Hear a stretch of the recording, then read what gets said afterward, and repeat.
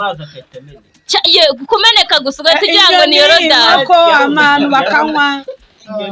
umva n'inyoni zikanywa n'utunuma umva byaragari umva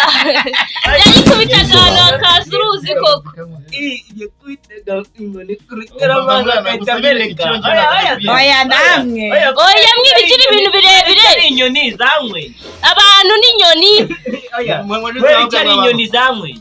byose byaranyweye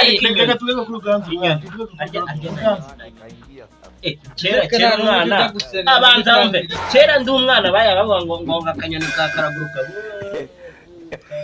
menye wanyimwe mutunze za nyabingi ahubwo bakakubwira ngo ukunda gukinga zitazaguruka oya hari ukuntu kera yabagura umwana bakanyoni kakaraguruka muri izo nyoni zanyweye ayo mazi ariko katarakanje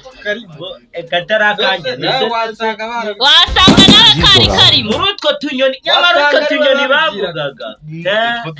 erega ngo niyo mose yakoraga ibitangaza tunyoni baba bavuga mba ndushidikanyaho ese ni utunyoni abantu tunyamaswa twose ngo barakibirindura none ari wavuze ngo barakibirindura ni igiki babirinduraga ego ra si igitare cyabaga bashyizeho ku gituro cya Yesu ubwo yaragifashe arakibirindura bakicara hejuru barakibirinduye kijya hasi bakicara hejuru nanjye narabyumvise ngo barakibirindura karagifata arakibirindura akicara hejuru ni igitare Nyiransibura noneho maze nawe ahita azana yanyu ngo niyiwe ahita atsiwe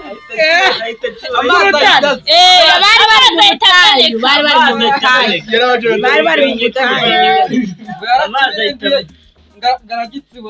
oya yarakibirinduye akiba kicara hejuru ahita